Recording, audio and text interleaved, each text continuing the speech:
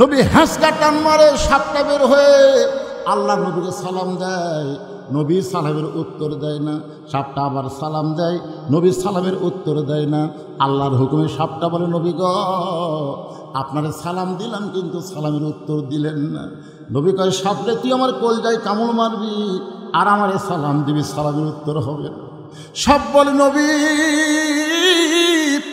আমি কোনোদিন কামড়াতে পারি না, আল্লাহ যদি কামড়ের হুকুম না দেয়। আল্লাহ হুকুম দিয়েছে বলেই তো কামড় দিলাম। সঙ্গে সঙ্গে নবী বলে, আল্লাহ আবু বকরকে নিয়ে আপনি হিজরতের হুকুম দিলেন, এই গাড়ির সুরের মধ্যে তার মৃত্যু আপনি কামনা কেন করলেন? আল্লাহ বলে, হাবিব আবু বকরের পরীক্ষা, Abu Bakr golden A plus পাইছে, আপনার মুখের থুতু মোবারক পায়ের তালুতে লাগায় দেন, 20টা পানি হয়ে যাবে। 20টা যখন পানি হয়ে গেল, নবী হাত ধরে বলে, আবু বকর একবার না, দুইবার না, 5 বার সাপটা কামড় মারলো। একটা বার কামড় দেওয়ার পরেই তো তুমি আমার ঘুম থেকে চেতন করতে পারতা, কিন্তু চেতন না করে 5টা বার সাপের কামড় কেন হজম করলে? আবু বকর বলে, রাসূলুল্লাহ আমার জীবনের চাইতে আপনার ঘুমের দাম অনেক বেশি।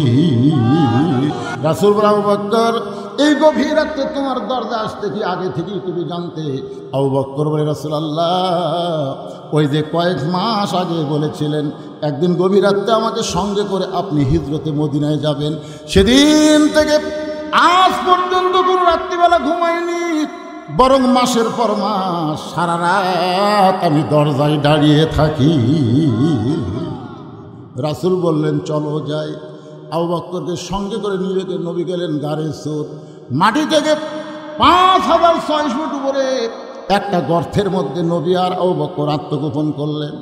বাজান গর্তের গরমে নবী এক সময় একটু দুর্বল হয়ে আবু বকর উরাতটাকে বালিশ বানায় নবী ঘুমায় গেলেন।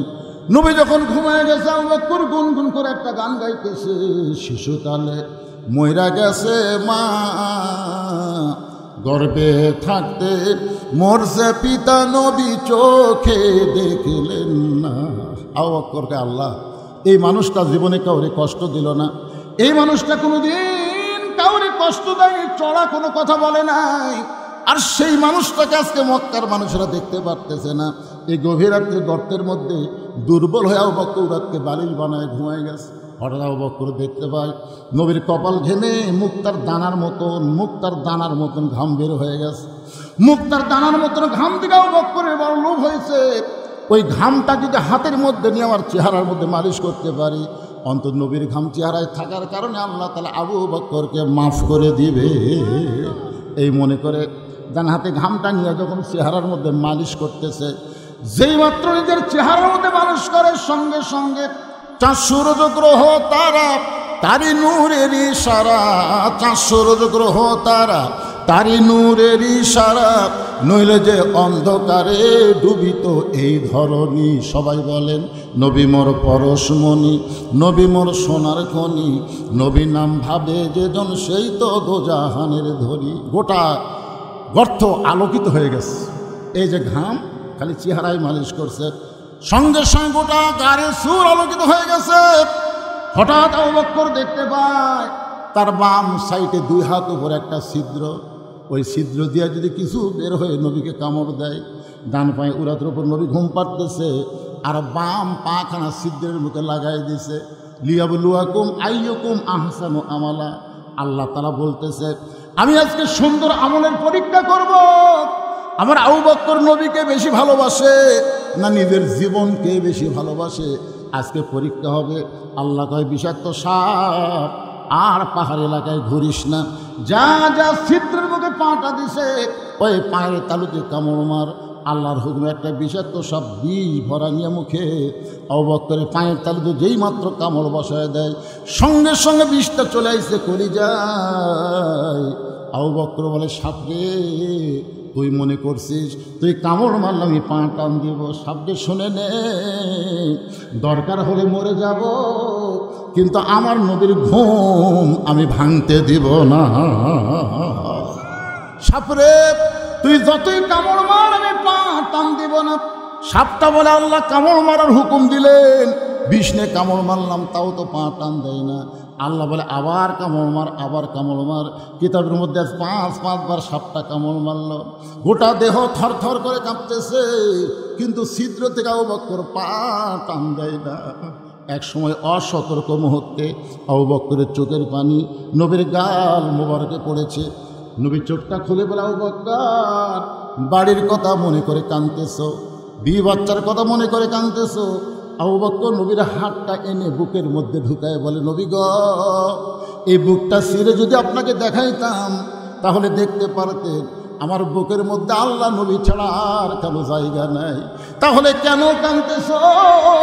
বলে ছিদ্রে পাটা দিয়ে কি যেন বারবার কামড় দেয়। নবী হ্যাঁসকা টান মারে, সাপটা বের হয়ে আল্লাহ নবীকে সালাম দেয়। নবীর সালামের উত্তর দেয় না। সাপটা আবার সালাম দেয়, নবীর সালামের উত্তর দেয় না। আল্লাহর হুকুমে সাপটা বলে, নবী গ, আপনারে সালাম দিলাম কিন্তু সালামের উত্তর দিলেন না। নবী কয়, সাপরে তুই আমার কলজায় কামড় মারবি আর আমারে সালাম দিবি, সালামের উত্তর হবে না। সাপ বলে, নবী আমি কোনোদিন কামড়াতে পারি না, আল্লাহ যদি কামড়ের হুকুম না দেয়। আল্লাহ হুকুম দিয়েছে বলেই তো কামড় দিলাম। সঙ্গে সঙ্গে নবী বলে, আল্লাহ যাও বক্করকে নিয়ে আপনি হিজরতের হুকুম দিলেন, এই গাড়ির সুরের মধ্যে তার মৃত্যু আপনি কামনা কেন করলে? আল্লাহ বলে, হাবিব আবু বকরের পরীক্ষা, Abu Bakr golden A plus পাইছে, আপনার মুখের থুতু মোবারক পায়ের তালিতে লাগায় দেন, 20টা পানি হয়ে যাবে। 20টা যখন পানি হয়ে গেল, নবী হাত ধরে বলে, আবু বকর একবার না, 2বার না, 5বার সাপটা কামড় মারলো। একটা বার কামড় দেওয়ার পরেই তো তুমি আমার ঘুম থেকে চেতন করতে পারতা, কিন্তু চেতন না করে 5টা বার সাপের কামড় কেন হজম করলে? আবু বকর বলে, রাসূলুল্লাহ আমার জীবনের চাইতে আপনার ঘুমের দাম অনেক বেশি।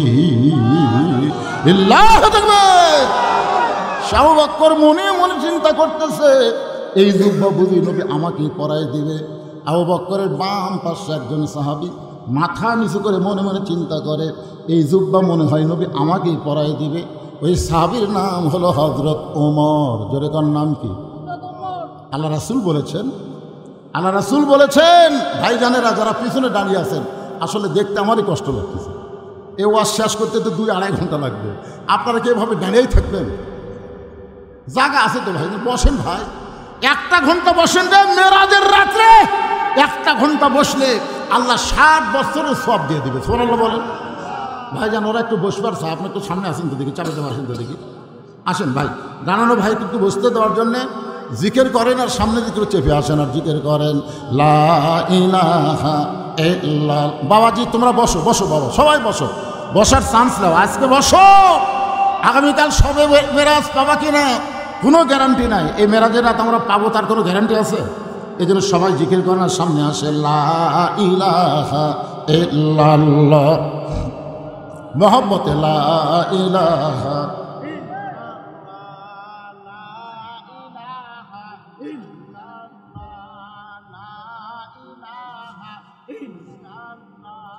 লা ইলাহা ইল্লাল্লাহু লা ইলাহা ইল্লাল্লাহু লা ইলাহা ইল্লাল্লাহ লা ইলাহা ইল্লাল্লাহ। এই পবিত্র কোরআনে তাকায় দেখেন, এই পবিত্র কোরআনে 23টা আয়াত। কয় আয়াত? 23টা আয়াত হযরত উমর ফারুকের সাথে আল্লাহর মত মিলে গেছে। এই জন্য 23টা আয়াত উমরের সামনে আল্লাহ কোরআনে নাজিল করছে। সুবহানাল্লাহ বলেন। আল্লাহ রাসূল বলেছেন, আমার পরে কেউ যদি নবী হতো, লাউ কানা উমর, আল্লাহ উমরকে নবী বানায় দিত। আপনারা বলেন তো, আমাদের নবীর পরে আর কোনো নবী আছে? কোরআন শরীফ বলে দিয়েছে, মা কানা মুহাম্মাদুন আবা আহাদিম মির রিজালিকুম ওয়ালাকিন রাসূলুল্লাহি ওয়া খাতামান নাবিয়্যিন। তার মানে বোঝা গেল আমাদের নবীর পরে কোনো নবী নাই। সবাই বলা লাগবে, আমাদের নবীর পরে কোনো নবী। আরো জোরে। তাহলে যারা গোলাম আহমদ কাদিয়ানীকে নবী বলে স্বীকার করে এরা মুসলমান? কোরআনের একটা আয়াত না মানার কারণে গোলাম আহমদ কাদিয়ানীর দলেরা হলো কাফের। আমি যে বলবো কাদিয়ানী, আপনারা সবাই বলবেন কাফের। এখানে কিন্তু মিডিয়া আছে না নাই? আপনারা মনে করতেছেন খালি আমাদের এলাকার মধ্যেও আজ থাকবে, তা না, গোটা বিশ্ব আপনাদের এই ভবানীপুরের ওয়াজ চলে যাবে। এই জন্য সবাই গলা খাকারে দেন, নবী খুশি হবে। আপনাদের ওয়াজের সালাম মদিনার রওজা মোবারকে ফেরেশতারা পৌঁছায় দিবে। সুবহানাল্লাহ বলেন। হুজুর আপনার পরে যারাই নবী দাবি করবে তারা কাফের। ভবানীপুরের জনতা বলেছে, আপনার উম্মতেরা বলেছে। এই জন্য আমি যে বললো কাদিয়ানি, সবাই বলবেন কাফের। কাদিয়ানি আরো জোরে। নবীর পরে নবী নাই, নবীর পরে যারাই দাবি করবে তারাই হলো কাফের। কিন্তু রাসূল বলেছেন, আমার পরে কেউ যদি নবী হতো, তাহলে আল্লাহ ওমরকে নবী বানায় দিত। আল্লাহ নবী বলেছেন, নবী হওয়ার সব যোগ্যতা আল্লাহ ওমরকে দান করেছে। নবী হওয়ার সব যোগ্যতা আল্লাহ হযরত ওমরকে দান করেছে। জোরে কোন সুবহানাল্লাহ। আল্লাহ নবী যখন মদিনার প্রেসিডেন্ট ছিলেন, শোনেন, নবী যখন মদিনার প্রেসিডেন্ট ছিলেন তখন নবীর 4টা মন্ত্রী ছিলেন। কি গল্প করে বাড়ায় যান, সাইডে যান। নবীর 4টা মন্ত্রী ছিল। কয়টা মন্ত্রী? ধর্মমন্ত্রী যিনি ছিলেন তার নাম হলো আবু বকর, আর আইন মন্ত্রী হলেন হযরত ওমর, আইন মন্ত্রী। আর অর্থমন্ত্রী হলেন ওসমান গনি, আর শিক্ষামন্ত্রী হলেন হযরত আলী। কয়টা মন্ত্রীর নাম পেলাম? তাহলে ওমর ফারুক কি মন্ত্রী? আইন বারে জোরে কর, কি মন্ত্রী? আইন মন্ত্রী। চিন্তা করছেন তার মধ্যে এমন কি আইন ছিল ভাইজান, যার কারণেই রাসূল তাকে আইন মন্ত্রী দপ্তর দিলেন। নবী থাকবে দাউদ আলাইহিস সালাম, ওই কাতারে 2 নম্বরে থাকবে হযরত ওমর, আর 3 নম্বরে থাকবে সুলাইমান। এর আগেও আপনাদের আমি ওয়াজ শুনাইছি, সমস্ত নবীরাই হলো বুদ্ধিমান, আর চালাক নবী হলো 2 জন। সমস্ত নবীরা কি বুদ্ধিমান, আর চালাক নবী কয়জন? 2 জন। মনে নাই 2 চালাককে? একটা হলো মুসা কালিমুল্লাহ, আর একটা সুলাইমান। বুদ্ধিমানের ব্যাখ্যা হলো আল্লাহ যা বলেছে সাথে সাথেই তাই মানছে, এটা হলো বুদ্ধিমান নবীর ব্যাখ্যা। আর চালাক নবীর ব্যাখ্যা হলো আল্লাহ বলেছে, মানছে ঠিকই, কিন্তু মানার আগে প্রশ্ন করছে, মানলে লাভ কি, না মানলে ক্ষতি কি জানবার চান। রাসূল বলেছেন যে আদম আলাইহিস সালামের জায়গায় যদি আল্লাহ মুসা নবীকে তৈরি করে বলতো ওই গাছের কাছে যাওয়া চলবে না, তাহলে মুসা নবী বলতো, আল্লাহ যার কাছে যাওয়াই চলবে না সেটা ভালো জায়গা রাখো না, কারণ জান্নাত একটা ভালো জায়গা। তো ভালো জায়গা খারাপ গাছ রাখলে কেন? আর খারাপ গাছ যখন রাইতেছো তাহলে সেটা আমাকে জবাব দিবা না কেন? এরকম নানা ধরনের প্রশ্ন হতো, কারণ চালাক হওয়ার কারণে। জোরে কোন কি হওয়ার কারণে? তাহলে 1 নম্বর চালাকের নাম কি? মুসা কালিমুল্লাহ। 2 নম্বর চালাক নবী সুলাইমান। মনে মনে চিন্তা করবেন, আমার বাবা দাউদের পরেই তো আমার থাকার কথা, কিন্তু মাঝখানে নবীটা ঢুকলো কে? এই মনে করে ওমর ফারুকের পিঠে হাত দিবে। রাসূল বলেছেন, ওমরের পিঠে যখন হাত দিবে ওমর ফারুক সঙ্গে সঙ্গে বলবে, এই মিয়া, তোমার মধ্যে কি আল্লাহর কোরআন নাই? অলিমান খাফা মাকাম রাব্বিহি জান্নাতান।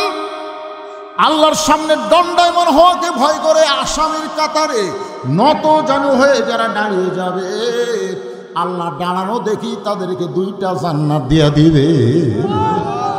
আর তুমি আমার পিঠে হাত দিয়ে বলতেছো, কোন নবী ভাই, কোন নবী ভাই? আমি কোনো নবী টবি না, আমার নাম হলো ওমর, আমার নাম ওমর। সুলাইমান কয়, কে? যতগুলো নবী আল্লাহ দুনিয়াতে পাঠাইছে সব নবীর নাম তো আমি জানি, কিন্তু ওমর নামে তো কোনো নবী নেই। ভাইজান, আপনি যদি ওমর হন তাহলে নবীর কাতারে কেন দাঁড়ালেন? আপনার সামনে যিনি দাঁড়াইছে তিনি আমার বাবা দাউদ আলাইহিস সালাম, আর আমার নাম হলো সুলাইমান। সঙ্গে সঙ্গে রাসূল বলেছেন, ওমর 2 হাত এভাবে জোর করে বলবে, সুলাইমান নবী গো, আমি বড় বেয়াদবি করেছি, এইটা নবীর কাতার আমি জানি না, আমাকে আল্লাহর হস্তে মাফ করবেন। এই বলে নবীর কাতার যখন ছাড়তে যাবে আল্লাহ বলবো, ওমর নবীর কথার দাম রাখতে গিয়া তোমাকে নবীদের কাতারে দাঁড় করাইছি, কাতার ছাইড়ো না। ওমর তখন বলবে, আল্লাহ খালি নবীর কথার দাম রাখলে হবে না, আমি ওমরের কথারও দাম রাখা লাগবে। আল্লাহ বলবে, ওমর তুমি আবার কি কথা বলতে চাও? ওমর বলতেছে, আল্লাহ নবীর কাতারে দাঁড় করাইয়া ওমরকে খুশি করতে পারবেন না, ওমর বিশ্ব নবীর উম্মতের কাতারে দাঁড়াতে চায়।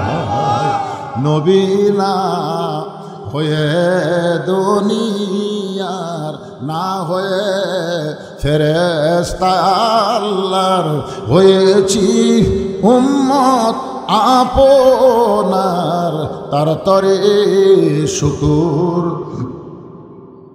1000 বার চলবে না, এখন কোটিবার তার তরে শুকুর কোটিবার। সেই মোর মনে মনে বলতেছে দুব্বা নবী আমাকে হয়তো পড়ায় দিবে। ওমর ফারুকের ডান পাশে একজন মাথা নিচু করে কাঁদতেছে, আর জুব্বার দিকে একবার তাকায়, আবার নিচের দিকে তাকায়, ছোট বাচ্চার মতন কান্দে। এই দুব্বা বুঝি নবী আমাকেই পড়ায় দিবে। তার নাম হলো ওসমান গনি। ভাগ্য গনে নবীর ডবল জামাই। সরলা কন্যা ঘা নবীর ডবল জামাই। প্রথম বিয়ে করেছিলেন নবীর এক মেয়েকে। আমার মায়েরা তো গেলে ফাতেমার রসুল বলছে, এই মায়েরা শোনেন, নবীর মেয়ে কি একটা নাকি? নবীর মেয়ে হলো 4টে। যেখানেই যাই কয় হুজুর ফাতেমা রস করবেন কে? আজকে রোকেয়া রস শোনো। রোকেয়া রোকেয়া আছে, কুলসুম আছে, জয়নাব আছে, ফাতেমা আছে। খালি ফাতেমা, খালি ফাতেমা। রোকেয়া ওসমান গনির সঙ্গে প্রথম বিয়ে হলো। এক সময় রোকেয়াকে নিয়ে আল্লাহ নবী ওসমানকে বললেন হিজরত কর আবিসিনিয়ায়। নবীর মেয়েদের মধ্যে সবচাইতে রোগা এবং দুর্বল ছিল রোকেয়া। সে রোকেয়াকে নিয়ে ওসমান গনি আবিসিনিয়ার দিকে পথ ধরলেন। আবিসিনিয়া পাওয়ার পরে রোকেয়া একটু অসুস্থ হয়ে গেলেন। রাসূলের কাছে খবর দেওয়া হলো আপনার মেয়ে রোকেয়া তো অসুস্থ অবস্থায়। রাসূল বললেন তাহলে আবিসিনিয়া থেকে তাকে মদিনায় হিজরত করো। ওসমান গনি নবীর মেয়ে রোকেয়াকে নিয়ে আবিসিনিয়া থেকে যখন মদিনার পথে রওনা দেয়, পথের মাঝখানে অসুস্থ বেশি হয়ে রোকেয়া দুনিয়া থেকে বিদায় নেয়। ওসমান গনি একা একা মদিনায় চলে গেলেন। আল্লাহ নবী যখন মদিনায় হিজরত করে আবু আইয়ুব আনসারীর বাড়িতে, তিনি তলব করলেন ওসমান এবং আমার মেয়ে রোকেয়াকে আমার কাছে নিয়ে আসো। আজ অনেক দিন হলে রোকেয়াকে আমি দেখতে পাইনি, আমার মেয়েটাকে দেখে কলিজা শান্তি করতে চাই। কিছুক্ষণ পরে ওসমান গনি একা উপস্থিত হলেন। রাসূল বলে ওসমান তুমি একা কেন আইলে, আমার মেয়েটা কোথায়? বলে ইয়া রাসূলুল্লাহ আমি আগে মনে মনে চিন্তা করেছিলাম আপনি সবই জানেন, কিন্তু এখন দেখতেছি আপনি জানেন না। আল্লাহ জানাইলে আপনি জানেন। আপনার মেয়ে রোকেয়া আবিসিনিয়া এবং মদিনার মাঝখানে পথে অত্যন্ত অসুস্থ হয়ে দুনিয়া থেকে বিদায় হয়ে গেছে। এইবেলা ওসমান গনি নবীর পায়ের কাছে বসে কান্না শুরু করে দিলেন। রাসূল মাথায় হাত দিল, ওসমান আমার মেয়ে মারা গেছে বলে তুমি কি কাঁদতেছ? তুমি কি রোকেয়ার জন্য কাঁদতেছ? তুমি যে কি কারণে কান্দা আমি নবী জানি। কারণ তুমি আমার জামাই থেকে দূরে যাবে। না রে ওসমান না, আমার একটা মেয়ে চলে গেলে কি হবে? আমার এখনো আর একটা মেয়ে কুলসুম আছে। ওই কুলসুমার সঙ্গে তোমাকে বিয়ে দিয়ে তোমাকে আমার জামাই করে রাখতে চাই। এই জন্য হচ্ছে ডবল জামাই, জিন নুরাইন, 2টা নূরের অধিকারী। জোরেখন সুবহানাল্লাহ। ওসমান গনি আর একটা ডিগ্রি হলো গানি। একদিন আল্লাহ রাসূল বললেন ওসমান আল্লাহ তোমাকে কত সম্পদ দিয়েছে, তুমি কি হিসাব জানাও? ওসমান বলে হুজুর একটা হিসাব অবশ্য আছে, মানে আমার যত সম্পদ সব গুদামের মধ্যে আছে, আর ওই গুদামও তালা দেওয়ার পরে যে চাবিগুলো আছে এই চাবিগুলো টানতে একটা উট হিমশিম খায়। মানে উটের পিঠের উপর আমি চাবিগুলো রাখি, উটটা চলতে চলতে একসময় ক্লান্ত হয়ে যায়। তাহলে চিন্তা করে দেখেন, তালা করবি গুদাম করবি, চিন্তা করছেন? খালি চাবি বোঝেন না আপনারা, চাবি বোঝেন না, তালার চাবি টানতে একটা উট হিমশিম খায়।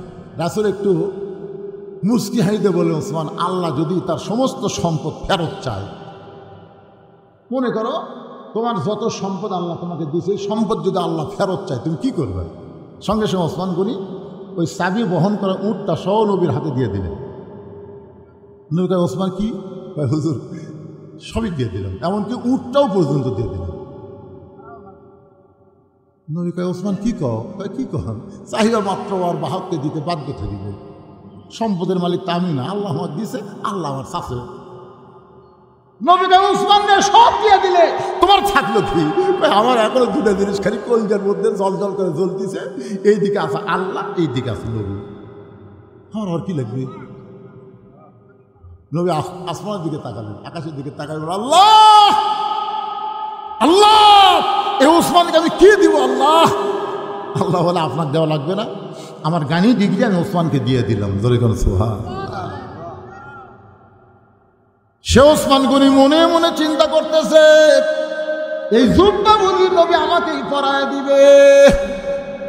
ওসমান গনি কিন্তু বিশ্বাস করে সম্পদের মালিক মানুষ না, সম্পদের মালিক হলো আল্লাহ।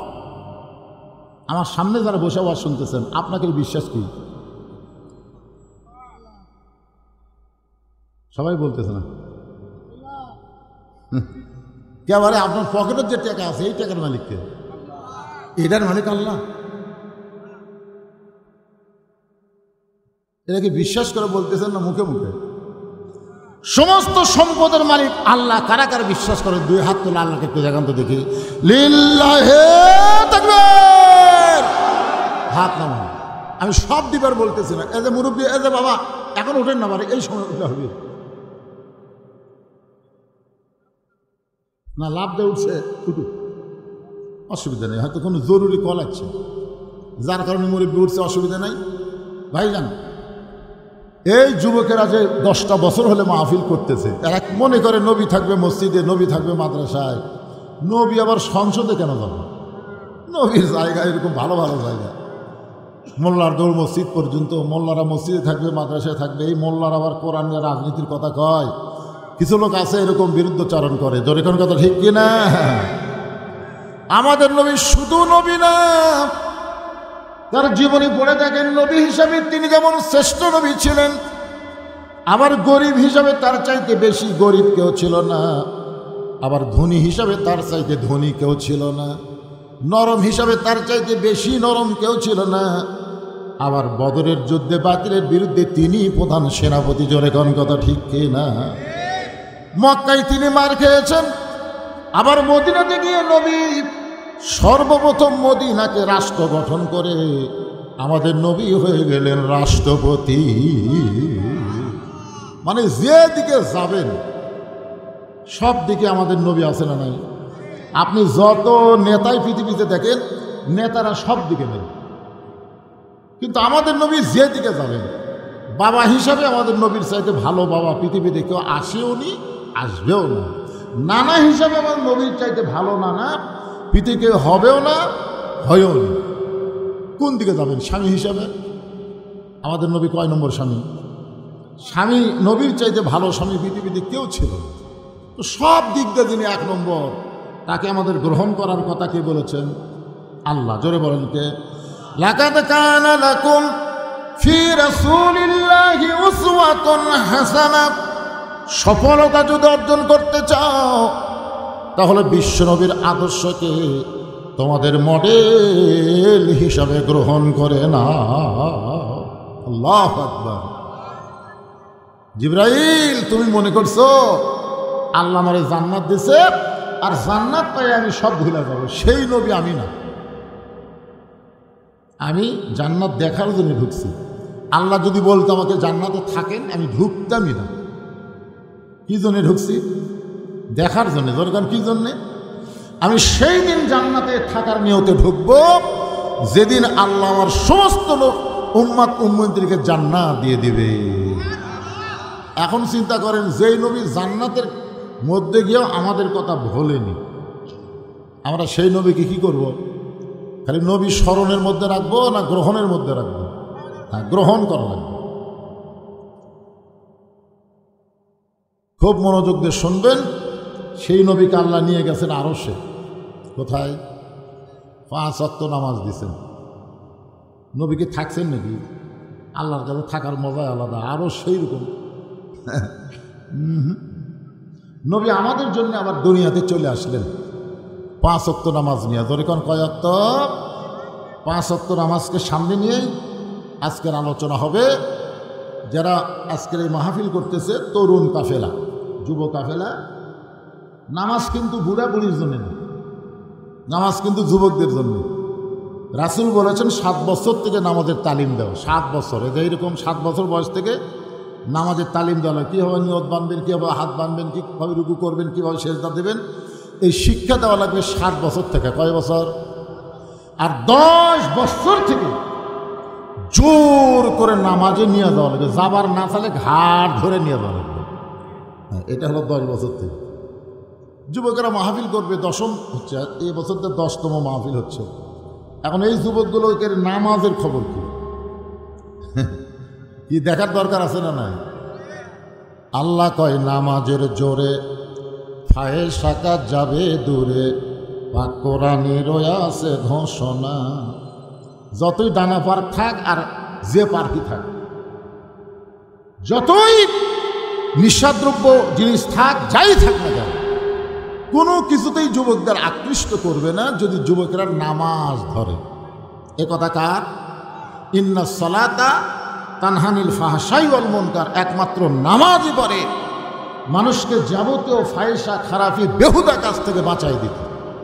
তাহলে সেই নামাজের ওয়াজ শোনা লাগবে কি লাগবে না? অবশ্যই করবে। আমার মা বোনেরা এত বেশি হয়েছে, আমাকে এখানে আসার পরে হয়েছে, বলছে হুজুর একটু মা বোনদের জন্য ওয়াজ করবেন। মা বোনদের জন্য ওয়াজ করাই লাগবে তো, এই যে প্যাঁ প্যাঁ করে কাঁদতেছে। আপনার বলেন তো, এত বাচ্চা, এত ছোট বাচ্চা এখন বাঁচতেছে রাত 10টা 20। মেয়েরা কিন্তু হাঁস মুরগির ব্যাপারে খুব চালাক। যে সন্ধ্যার সময় ঘর হাত উঠলো কিনা দেখবেন, লাইট দেয় খোঁজে কি খোঁজে না।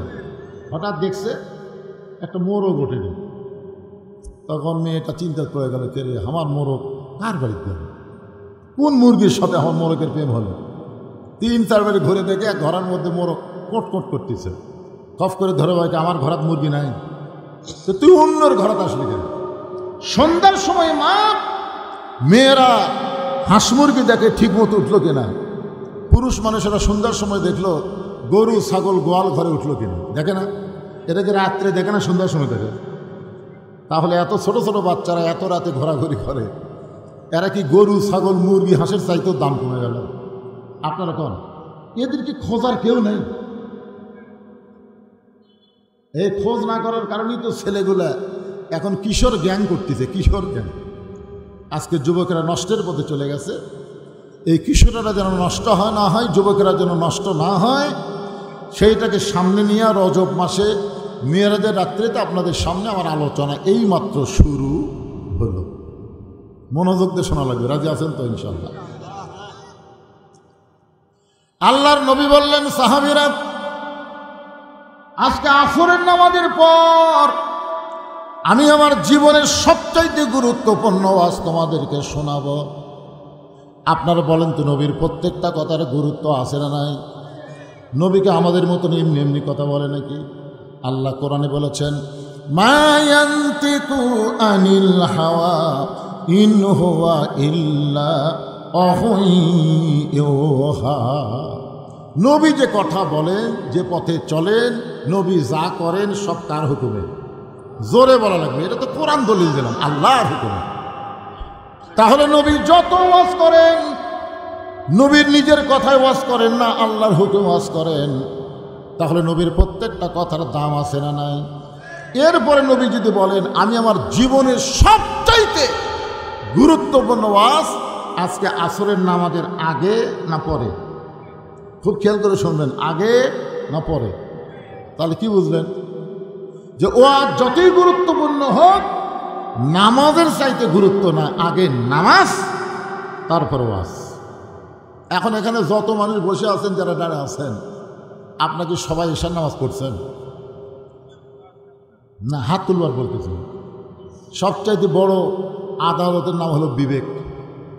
হাসিনার সময় একটা বিচারপতির আদালত ভালো ছিল না, যার কারণে ভালো মানুষগুলাকে আটকাচ্ছে আর খারাপ মানুষগুলাকে জামিন দিছে। ধরে কোন কথা ঠিক কিনা? প্রত্যেকটা মানুষই কিন্তু বলেছে বিচারপতির বিবেক নাই। বিচারপতির কি নাই? সবই ঠিক আছে, জজ কোর্ট, হাইকোর্ট, সুপ্রিম কোর্ট সব ঠিক আছে, যে কটা বিচারপতি এদের বিবেকই নেই। এদের বিবেকের মধ্যে কুত্তা পেশাব করে দিয়েছিল। ধরে কোন কথা ঠিক কিনা? যার কারণে ভালো ভালো মানুষগুলাকে সব আটকাচ্ছে আর খারাপ মানুষগুলোকে সব জামিন দিচ্ছে। আপনারা যারা এখানে বসে আছেন, প্রত্যেকটা মানুষের কাছে একটা করে বিবেক আছে না নাই?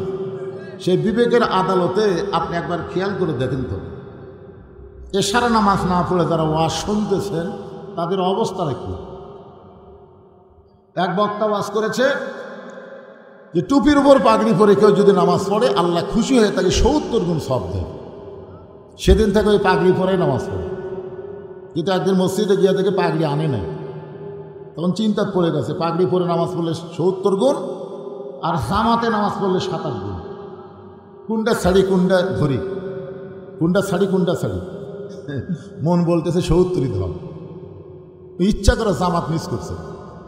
সমস্ত লোক জামাতে নামাজ পড়ে যখন বাড়িতে গেছে, ও তখন মসজিদের মধ্যে যায় এক টানে লুঙ্গি খুলছে। লুঙ্গি খুলে আড়াআড়ি ভাঁজ দেওয়া, ওটা মাথার পাগড়ি পরে রুকুর থেকে শেষ দাঁত গেছে। ইতিমধ্যে এক মুসলিম মসজিদে ঢুকেই কয়, হাই সর্বনাশ, এরকম নামাজ তো কোনোদিন দেখি নাই। পাশায় মারছে থাবা, ওই লাভ দুটো বলতেছে আমার মারলে কেন ভাই? বল তোর লঙ্গি, তোমার চোখ নাই মাথার, বলে মাথার কেন? বলে সওয়াবের আশা। পাগড়ি পরে নামাজ পড়লে 70 গুণ সওয়াব পাওয়া যায়। এই সওয়াবের আশায় লঙ্গি খুলে মাথার পাগড়ি পরছি ভাই। লোকটা বলে পাগল, পাগড়ি পরা হলো সুন্নত আর লুঙ্গি পরা হলো ফরজ। আপনারা বলেন তো লুঙ্গি পরা কি আর পাগড়ি পরা কি? এখন চিন্তা করে দেখেন, ওয়াজ শোনা হলো মুস্তাহাব আর ঈশার নামাজ পড়া হলো ফরজ।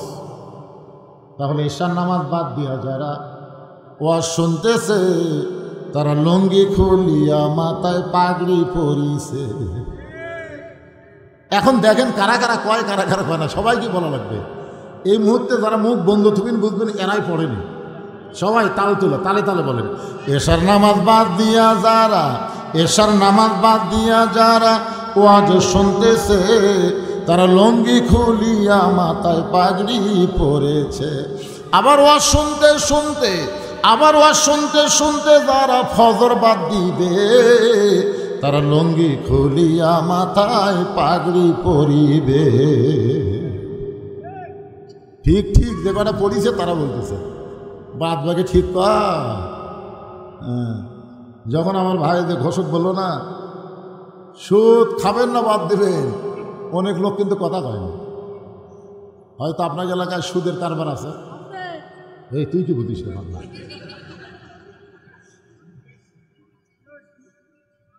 লাইলাতুল মিরাজ এমন একটা রাতে আজকের মাহফিল হচ্ছে, সুবহানাল্লাহ বলেন। এই যারা দাঁড়িয়ে আছেন কি আসলে বসার জায়গা নাই না বসবেন না? এর মধ্যে মোটর সাইকেল ঢুকলো কোথায়? না লোকজনের জায়গা হচ্ছে না, মোটর সাইকেলের মধ্যে রাখা যাবে?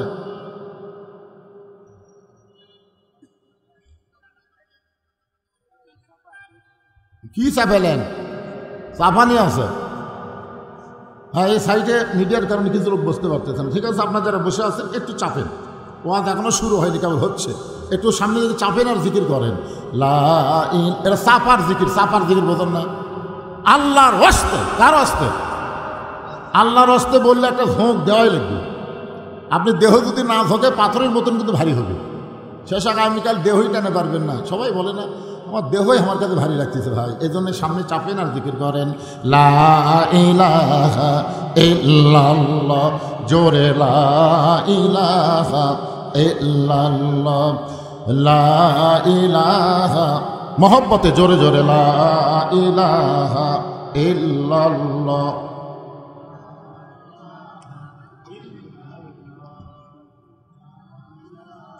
লা ইলাহা ইল্লাল্লাহু মুহাম্মাদুর রাসূলুল্লাহ সাল্লাল্লাহু আলাইহি ওয়াসাল্লাম।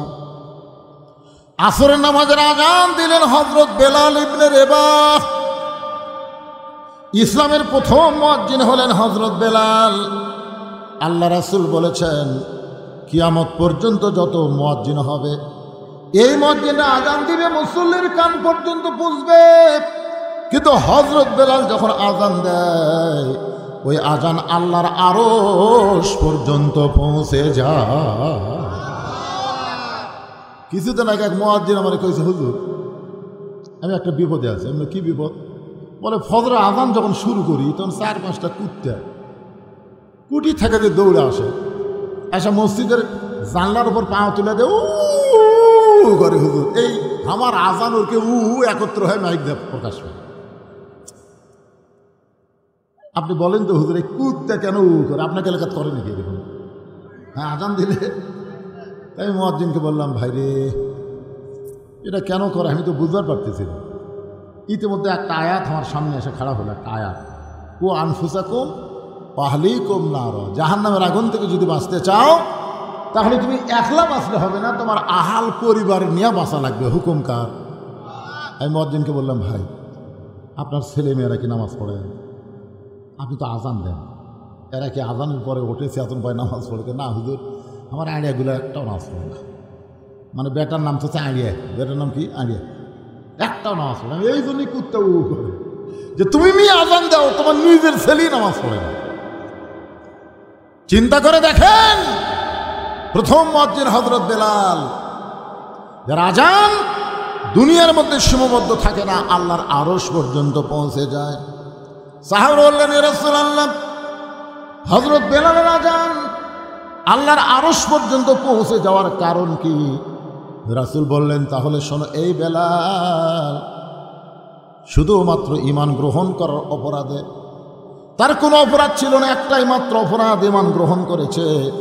আর এই গ্রহণ করার অপরাধে সারাদিন ধরে বেলালকে মারছে। শুধু সারাদিন ধরে বেলালকে মারে নাই, বুকের উপর পাথর চাপা দিয়া সারা রাত চাপা দিয়ে রাখছে। এরপরেও যখন বেলাল আল্লাহ বাদ দেয় নাই, বেলালের জিহ্বাটা টেনে বের করে ওই জিহ্বার মধ্যে কাফের বেঈমানেরা পেরেক ঢুকাইয়া দিছে। এরকম জিহ্বা টেনে বের করে জিহ্বার মধ্যে পেরেক মারছে, এদিক দিয়ে বের করে এদিক দিয়ে সেবা করে দিছে। হযরত আবু বকর বেলালকে মুক্ত করে যখন আল্লাহ নবীর কাছে নিয়ে যাওয়া হয়, নবী তাকায় দেখে, বেলালের জিহ্বাটা অনেক নিচ পর্যন্ত বের হয়ে জিহ্বাটা ফুলে গেছে।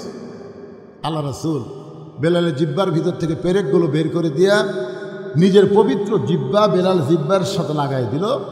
সঙ্গে সঙ্গে বেলালের জিহ্বাটা আগের চেহারায় ফিরে মুখের মধ্যে ঢুকে গেল। ধরে কোন সুবহানাল্লাহ।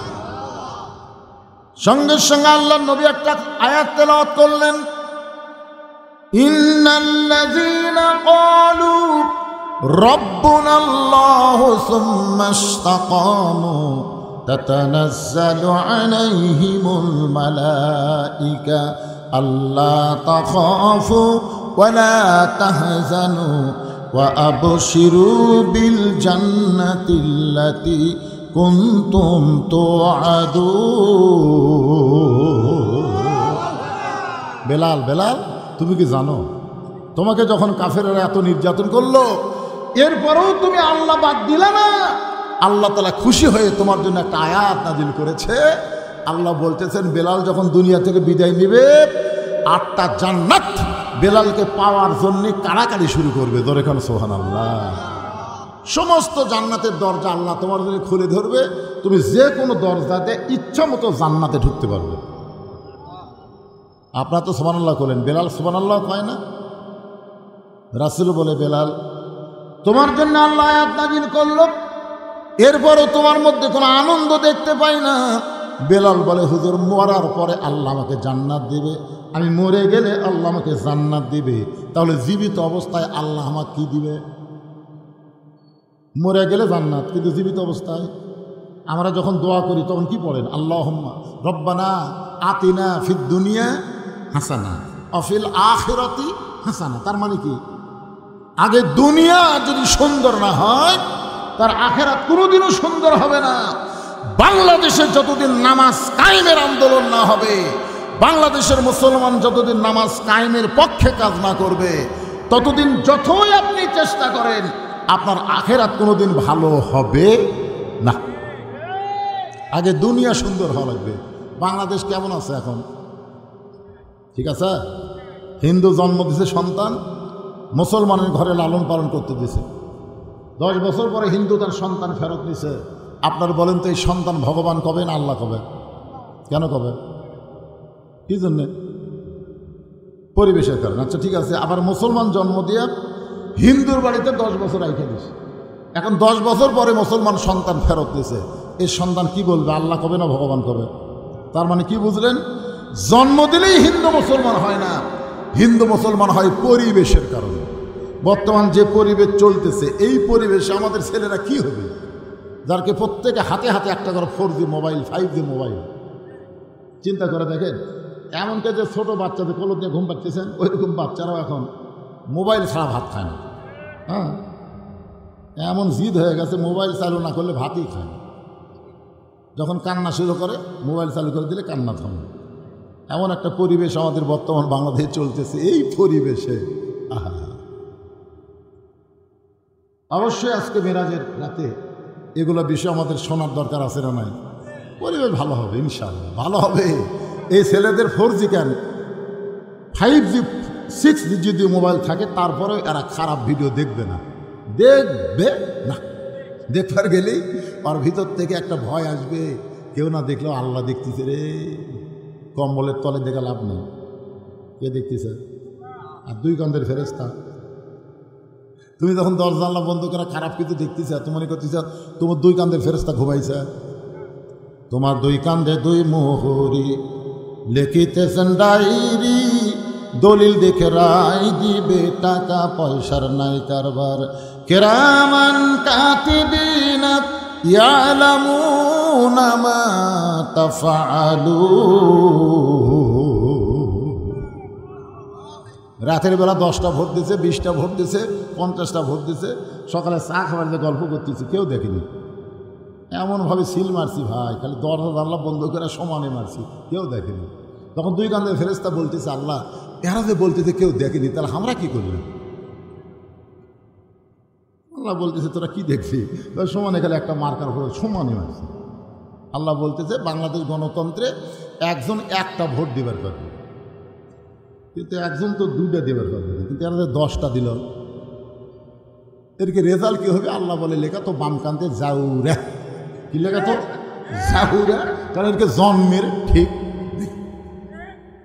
যাকে জন্মের ঠিক নাই তারাই এই অন্যায় করতে পারে। ধরে কথা কন না কেন ভাই, কথা কন না কেন? কি মনে করতেছে ধরা খাবেন না? দুই কান্দে মুহুরি এমনি এমনি বসে আছে। একটু মনোযোগ দিয়ে শুনবেন। আল্লাহ কোরআন কারিমের মধ্যে বলে দিলেন, আল্লাযী খালাকাল মাউতা ওয়াল হায়াতা লিয়াবলুয়াকুম আইয়ুকুম আহসানু আমালান ওয়া হুয়াল আজিজুল গফুর। যে আয়াতকে সামনে নিয়ে আজকের আলোচনা, আয়াতটা আবার আপনাদেরকে স্মরণ করে দিলাম। হযরত বেলাল আসরের নামাজের আজান দিলেন। আজান দেওয়া মাত্র প্রত্যেকটা সাহাবী দৌড়ে দৌড়ে মসজিদ থেকে রওনা দিয়েছে, কারণ আজকে নবীর জীবনের সবচাইতে গুরুত্বপূর্ণ ওয়াজ শোনাবে। প্রত্যেকটা সাহাবী দৌড়ে দৌড়ে মসজিদ দিকে আসতেছে। এখানে একটা ফতোয়া আপনাদের নেওয়া লাগবে। আজান দেওয়ার আগে মসজিদে ইল্লা মুয়াজ্জিন, শুধু মুয়াজ্জিন ছাড়া অন্য কেউ প্রবেশ করতে পারবে। যদি করে মুয়াজ্জিনের আগে কেউ যদি মসজিদে প্রবেশ করে, তাহলে মসজিদে প্রবেশ করার কোনো সওয়াব আল্লাহ তাকে দেবে না। মসজিদে প্রবেশের সওয়াব শুরু হয় আজানের পর থেকে। আমার কথাটা খেয়াল করবেন। মসজিদে আপনার প্রবেশ করতেছেন না, এই প্রবেশের সওয়াব কখন থেকে শুরু হয়? কথা কয় না এবারে, আজানের পর থেকে। হ্যাঁ, আজান দেওয়ার প্রথম 3 মিনিটের মধ্যে যারা মসজিদে পাওয়া দিবে, আল্লাহ রাস্তা একটা উট কুরবানির সওয়াব আল্লাহ দিবে। দিবার পারবেন? উট পারবেন? বাংলাদেশের কোনো হাজিরাও পারবে। আমরা 7 হাজি মিলা উটের বাজারের যা দাম শুনে কয় না ভাই ছাগলটাই ভালো। কারণ নিয়ত করেছি 500 রিয়ালের মধ্যে দিব, কিন্তু উট দিবার গেলে 1000 রিয়াল করে লাগতেছে, দরকার নেই। তাহলে ধনী লোকেরাই হজ করবার যায়, তারাও মক্কা যায় ছাগল কুরবানি দেবে। আজান দেওয়ার প্রথম 5 মিনিটের মধ্যে যারা মসজিদে পা দিবে, আল্লাহ রাস্তায় একটা গরু কুরবানি সওয়াব আল্লাহ তারা আমল নামায় দিবে। আজান দেওয়ার 10 মিনিটের মধ্যে যারা মসজিদে ঢুকবে, ছাগল এবং দুম্বা কুরবানি সওয়াব আল্লাহ আমল নামায় দিবে। মুয়াজ্জিন যখন আকামত দিবে, এমন সময় কেউ যদি মসজিদে ঢুকে, আল্লাহ তাকে সওয়াব থেকে বঞ্চিত করবে না। একটা মুরগি অথবা ডিম দানের সওয়াব আল্লাহ তার আমল নামায় দিবে। কিন্তু আজান দেওয়ার আগে কেউ যদি ঢোকে, এই সওয়াব থেকে সে বঞ্চিত হয়ে যাবে। এখন আপনারা বলেন কখন ঢুকবেন, আজানের আগে না পরে? আজানের আগে যারাই মসজিদে ঢোকে এর নিয়ত খারাপ। আজানের আগে যারা ঢোকে এর নিয়ত কি? খালি মুয়াজ্জিনের ভুল ধরা। কার ভুল ধরা? কাম নাই তো, কাম নাই। এই মুয়াজ্জিন মসজিদের কোন ভাষা কেন, এখানে ময়লা কেন, টাইসের মধ্যে লোক দেখ, টাইসের ধুলা কেন? মুয়াজ্জিনটা মনে মনে খেপা যায়। এই জন্য আজান দেওয়ার আগে না, আজান দেওয়ার পরে ঢুকবেন। আমার কথা কি বুঝতে পারলেন? হ্যাঁ, এই ফতোয়াটা মানবেন, সওয়াব পাবেন। হযরত বেলাল যেই মাত্র আজান দিয়েছে, প্রত্যেকটা সাহাবী দৌড়ে দৌড়ে মসজিদের মধ্যে ঢুকতেছে। মসজিদ ঢোকার সময় ইচ্ছা মতো ঢুকলে হবে না। যে দলই করেন, আওয়ামী লীগ করেন, বিএনপি করেন, জামাত করেন, জাতীয় পার্টি করেন, যে দলই করেন, আল্লাহর ঘরে ঢুকতে সবাইকে এক দল হয়ে ঢোকা লাগবে। ডান পা, ধরে কোন পা? ডান পায়ে ঢুকে আওয়ামী লীগ সামনে কাতার, বিএনপি দ্বিতীয় কাতার, জাতীয় পার্টি তৃতীয় কাতার, আর জামাত চতুর্থ কাতার। কি মনে করতেছে? একদিন মসজিদের মধ্যে 3 দল ঢুকছে, কিন্তু ইমাম সাহেবের মায়ের অসুখ, হাসপাতালে নিয়ে গেছে। ইমাম আসে নাই, এখন আওয়ামী লীগ, বিএনপি, জামাত, এই 3 দল ঢুকে দেখতেছে হুজুর নাই, বারে এখন সামনে কে যায়? জামাত ইসলাম আওয়ামী লীগ বলতেছে, ভাই তোরাই বড় দল, তোর কি একজন সামনে দেখা? না না, পাগলা, আমরা মাঝে মধ্যে নামাজ পড়ি রে, ওই জায়গার জীবনেও খারাপ হলো। তাহলে বিএনপি ভাই কি খবর? আকামত দেবো, তাহলে যা কি জামাত তুমি যাও। কি মনে করতেছেন? যখন একের কাঁধে কাঁধ মিলে আওয়ামী লীগ, বিএনপি, জামাত খাড়া হচ্ছে, ফেরেশতা বলতেছে আল্লাহ এরা বেড়ায় 14 দল 20 দল, ভিতরে এক কাতার, কারণ কি? আল্লাহ বলতেছে মসজিদ যেমন আল্লাহর বিশ্বাস করে, আওয়ামী লীগ, বিএনপি, জামাত গোটা বাংলাদেশও আল্লাহর এই বিশ্বাস যেদিন করবে, সেদিন মসজিদের সৌন্দর্য সমাজের মধ্যে, রাষ্ট্রের মধ্যেও প্রতিফলন হবে। জোরে কোন কথা ঠিক না?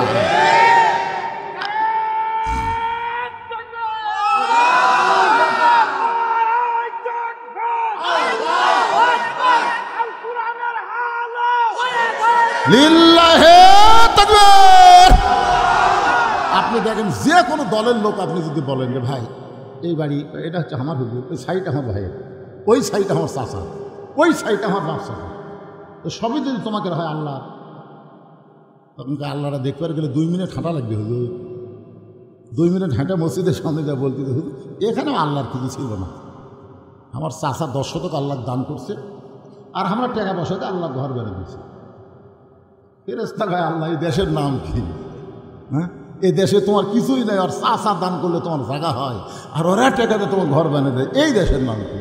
আল্লাহ বলতেছে ওই দেশে মানুষের আইন যতদিন চলবে ততদিন শুধু মসজিদকেই ওরা আল্লাহর ঘর বিশ্বাস করবে, আর যেদিন আমার কোরআন যে দেশ চলবে সেদিন আর মসজিদ আল্লাহর থাকবে না, গোটা বাংলাদেশ আল্লাহর হয়ে যাবে। জোরে কার কথা ঠিক না? এখন আপনারা আল্লাহ কতটুকু দিচ্ছেন?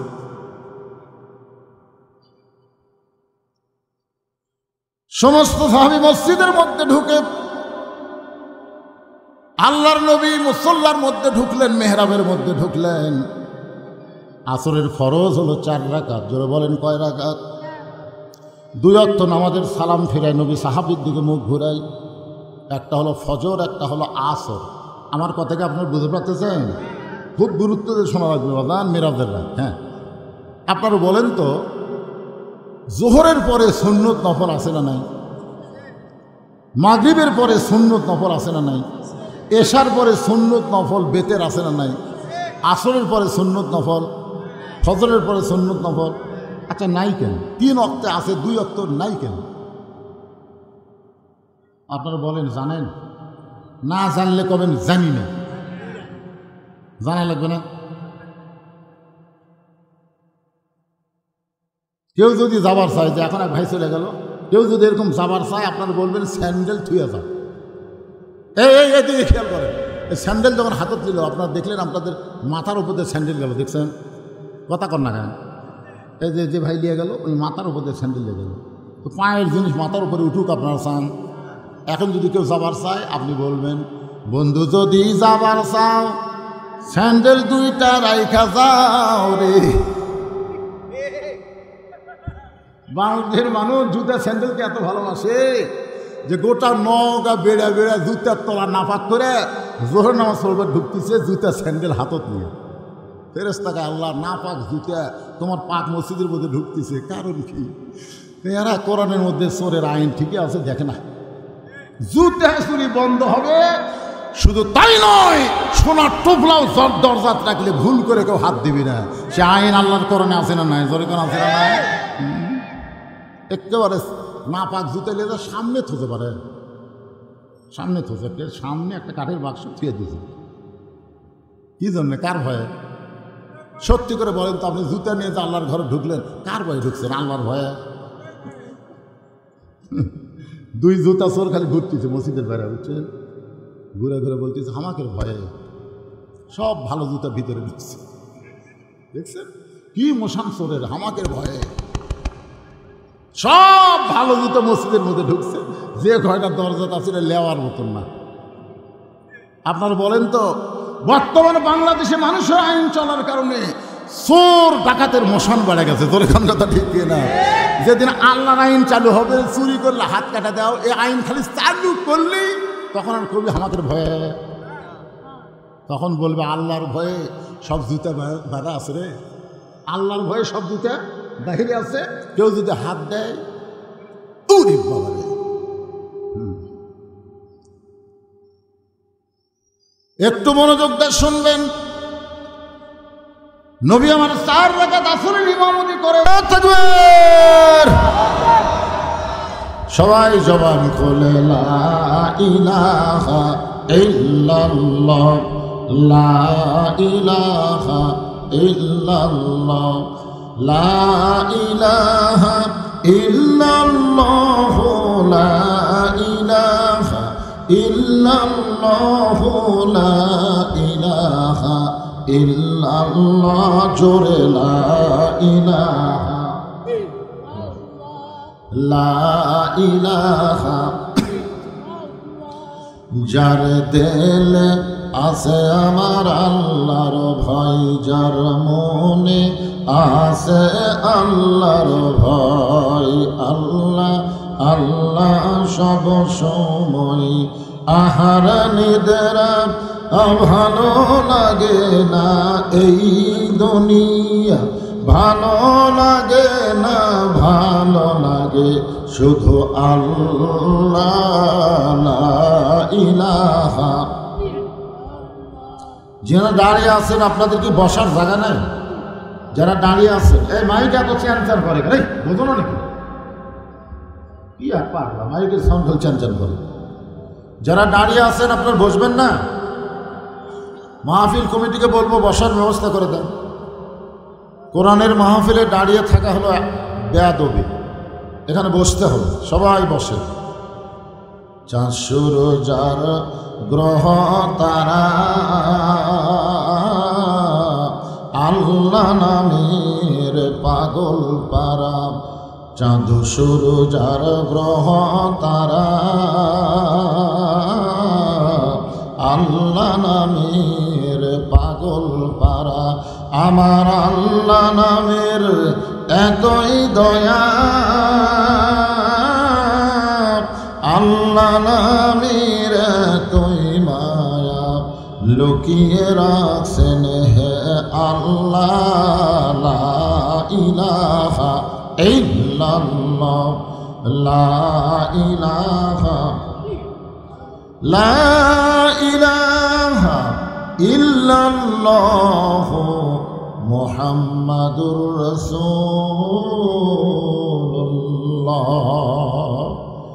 রাসূলের মহব্বতে জবান খুলে সকলে বলি সাল্লাল্লাহু আলাইহি ওয়াসাল্লাম।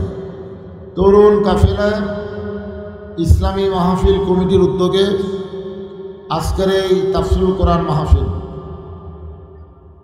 আজকের এই মাহফিল আল্লাহ তাআলা যেনাকে সম্মানিত সভাপতির আসনে কবুল করেছেন, আলহাজ এম মাসুদ রানা। এই অফারটা না, এখানে অফারটা নেই, মাইকের গনগন করে দেবে, সাউন্ড কম কিন্তু গনগন করে। আজকের এই মাহফিলের সম্মানিত সভাপতিকে অন্তরের অন্তঃস্থল থেকে আমি শুভেচ্ছা জ্ঞাপন করছি। আজকের এই মাহফিলের সম্মানিত প্রধান অতিথি জনাব আলহাজ নজরুল হক সনি, সাবেক পৌর মেয়র, আপনাদের এলাকারই সন্তান, যোগ্যতম নেতা, বাংলাদেশ জাতীয়তাবাদী দল বিএনপি। আজকের এই মাহফিলের বিশেষ অতিথি জনাব আলহাজ মোহাম্মদ সোহেল রানা।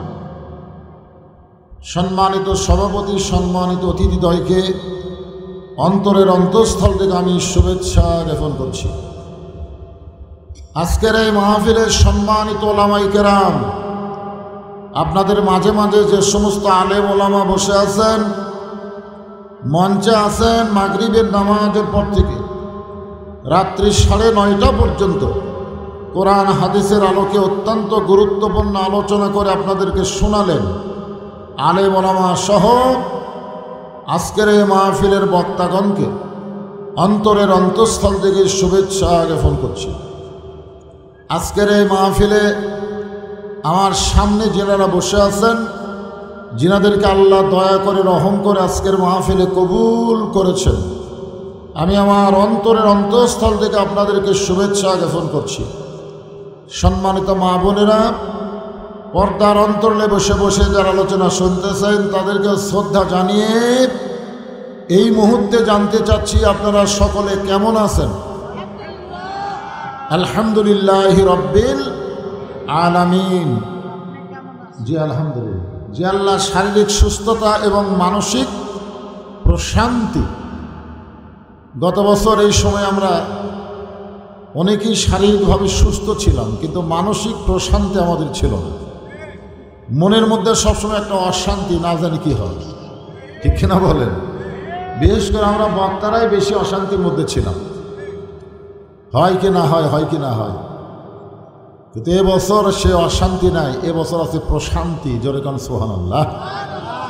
যে আল্লাহ শারীরিক সুস্থতা এবং মানসিক প্রশান্তি সহকারে আজকের এই মাহফিল আমাদের কবুল করলেন, আমরা সে আল্লাহর উপর খুশি না বেজার? তাহলে জবান করে সমস্বরে সকলে বলবো, রব্বানা লাকাল হামদ হামদান কাসীরান তাইয়িবান মুবারাকান ফিহি। আমি কিন্তু আলোচনা শুরু করিনি, শুরু করছি, কেবল শুভেচ্ছা জ্ঞাপন করছি। তা আমি আলোচনা শুরু করলে তো সহজে ব্রেক দিয়া প্রধান অতিথিকে মাইক দেওয়া সমস্যা হবে, এজন্য শুরুর আগ দিয়ে উনি যখন এসেই গেছেন, উনি আপনাদের সামনে শুভেচ্ছা বক্তব্যের পরেই বিশেষ অতিথি আইসেন, উনি আইসে মাশাআল্লাহ। তখন ওনারা দুইজন আপনাদের সামনে শুভেচ্ছা বক্তব্য দেওয়ার পরেই ইনশাল্লাহ আমি আবার আলোচনায় ফিরে আসব। এখন ওনাদেরকে মাইক দেওয়ার জন্যই মাহফিল কমিটিকে আমি অনুরোধ করতেছি। বক্তব্য দিচ্ছিলাম, বিশেষ করে আমাদেরকে আল্লাহ তাআলা জন্মগতভাবে মুসলমানের ঘরে কবুল করেছেন। আজকে লাইলাতুল মেরাজ কার জন্য? জোরে বলেন। সবার জন্য? সবার জন্য না, কেবলমাত্র মুসলমানের জন্য। তো যে আল্লাহ দয়া করে রহম করে মুসলমানের ঘরে আমাদের কবুল করলেন, বিশ্বাস করেন, বিশ্বাসে মিলাই বস্তু তর্কে বহুদূর। আপনারা বিশ্বাস করে কথাগুলো শুনবেন। রুহের জগতে আমাদের রুহগুলোকে আল্লাহ এত ভালোবেসেছেন, যার কারণে হিন্দু বৌদ্ধ খ্রিস্টানদের ঘরে না পাঠায় সরাসরি মুসলমানের ঘরে আল্লাহ আমাদের কবুল করেছেন। খুশি না বেজার? আচ্ছা, আমাদেরকে যদি হিন্দুর ঘরে পাঠাতো আমাদের করার কিছু ছিল? যদি ইহুদি খ্রিস্টানদের ঘরে পাঠাতো আমরা কি করতাম? কিন্তু আল্লাহ ওই সকল ঘরে না পাঠায় সরাসরি মুসলমানের ঘরে কবুল করার কারণেই তো আমরা লাইলাতুল মেরাজ পেয়ে গেলাম। এজন্য খুশি না বেজার? জবান খুলে বলে আলহামদুলিল্লাহ। এই চাঁদ ওঠার সাথে সাথে, রজব চাঁদ ওটার সাথে সাথে আমাদের নবী একটা দোয়া বেশি বেশি পড়তেন। আপনার মনে হয় দোয়া পড়েননি? পড়তেন, পড়েছেন। আল্লাহুম্মা বারিক লানা রজব শাবান বাল্লিগনা রমাদান। বাল্লিগনা শব্দের অর্থ কি? হ্যাঁ, বাল্লিগনা মানে পৌঁছে দাও। এখানে অর্থগত ব্যাখ্যা করা হয়েছে যে রমজান পর্যন্ত নবী বলেছেন আমার হায়াতকে বাড়িয়ে দাও। এ কথার দ্বারা আপনারা কি বুঝলেন? কে কখন মরবে এটা আল্লাহর নবীও যদি জানতো তাহলে এই দোয়া কেন করলেন? তাহলে এখন আমাদের স্বীকারোক্তি দেওয়া লাগবে কে কখন মরবে এটা আল্লাহর নবীও। কিন্তু আমাদের দেশে কিছু কিছু লোক জানতো যে এত সালের আগে আমাকে নামাই খেয়ে, ধরে কোন কথা ঠিক খেয়ে, এরকম কথা বলেনি? আপনারা শোনেননি? এত সালের আগে আমাদেরকে নামাই খেয়ে, এ দেশ আমার বাপের, এ দেশ আমার। দেখেন প্রত্যেকটা মানুষকে তিনটা কালকে নিয়ে চিন্তা করা দরকার। তিন কাল, একটা হলো অতীতকাল, একটা হলো বর্তমানকাল, একটা হলো ভবিষ্যৎকাল। আমরা কিন্তু শুধু বর্তমানকে নিয়েই ইমোশন করি যে কি হলু রে, আমরা কি হলাম, কিছুই হয়নি। আমাদের অতীতে কি ছিলাম, ভবিষ্যতে কি হবে। আজকে যদি সাবেক প্রধানমন্ত্রী হাসিনা চিন্তা করতো আমার ভবিষ্যতে কি হবে, তাহলে এরকম স্বৈরাচারী ফ্যাসিজ হতে পারতো না। জোরে কোন কথা ঠিক কি না? এজন্য রাসূল দোয়া করেছেন, বাল্লিগ না রমাদান, রমজান পর্যন্ত আল্লাহ আমার হায়াতকে বাড়ায় দাও। আমরা এখানে কেউ বিশ্বাস করি না, কেউ বলতে পারি না আগামীকাল পর্যন্ত আমাদের বাঁচার গ্যারান্টি আছে। জোরে কোন কথা ঠিক কি না?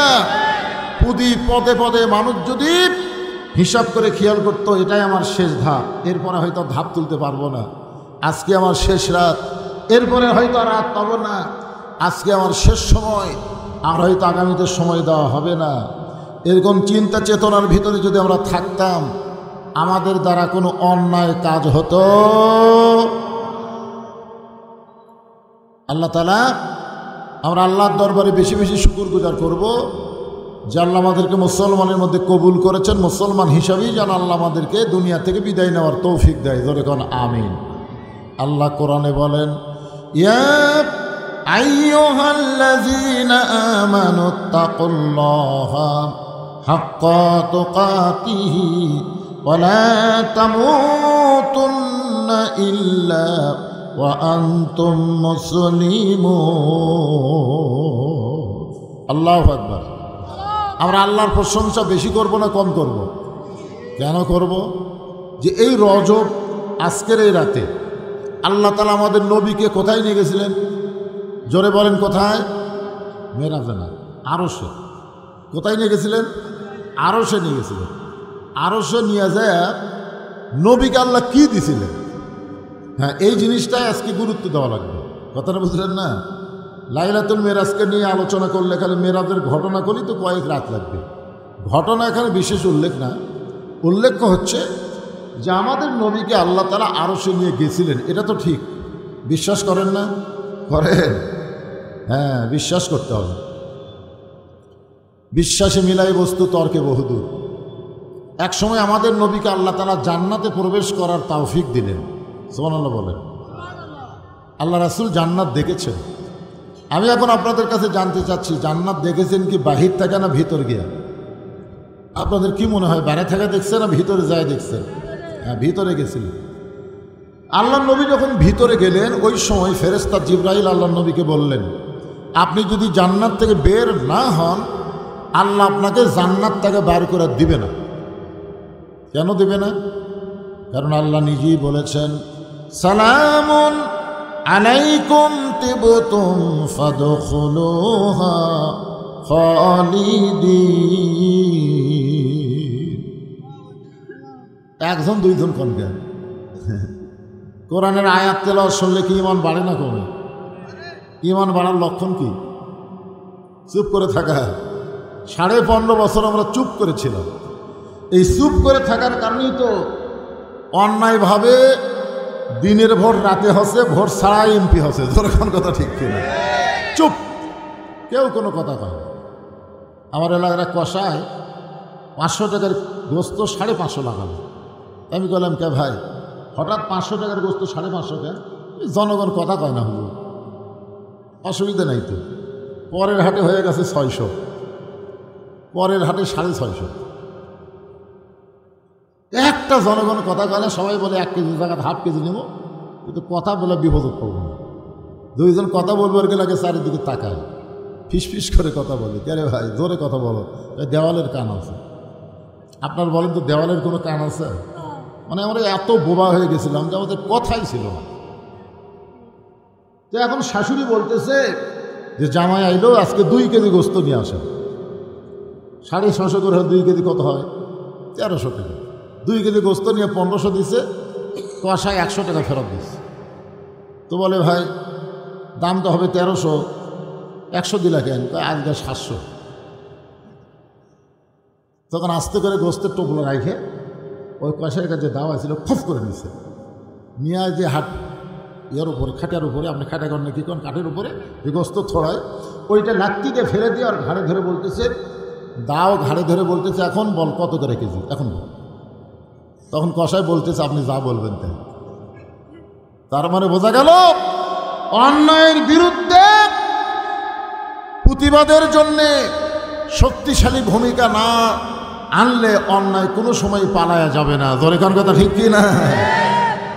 আজকে আমাদের হাসিনা কি জন্য পলাইছে?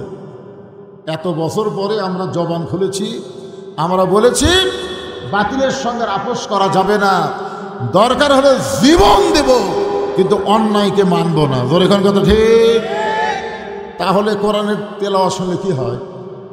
আল্লাহ বলতেছেন ওয়াইযা তুলিয়াত আলাইহিম আয়াতুহু জাদাতুহুম ঈমানাও ওয়া আলা রাব্বিহিম ইয়াতাওয়াক্কালুন।